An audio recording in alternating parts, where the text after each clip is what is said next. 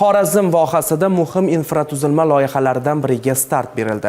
Xalqaro hamkorlik asosida Urganch, Xonqa, Hazorasp, Amudaryo daryosi A380 avtomobil yo'lining 84 kilometr qismi rekonstruksiya qilinmoqda. Ushbu loyiha nafaqat hududlararo qatnovni yengillashtirish, balki savdo-iqtisodiy aloqalarni rivojlantirishga ham xizmat qiladi.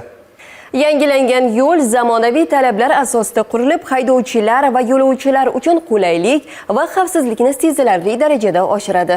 Bugun tarixiy voqelik hozir mana bu yerda ushbu yo'limizning qurilishiga start beriladi.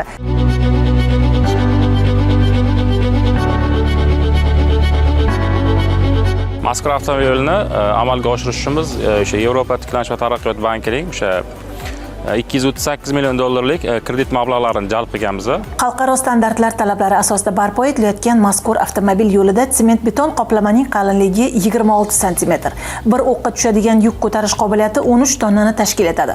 Harakat jadalligi sutkasiga 20 mingta avtotransport vositasi ulushiga to'g'ri keladi. Loyiha konsultanti Turkiyaning Temelsu kompaniyasi, pudratchi tashkilot esa Xitoyning yo'l va ko'priksozlik bo'yicha katta tajribaga ega yirik kompaniyasi bo'lib hisoblanadi. Mazkur loyiha 2 lotga bo'lingan. 10-kilometrdan 43-kilometrga birinchi lot bo'ladi, lekin hozirgi kunda ikkinchi lot natijalari tugatildi.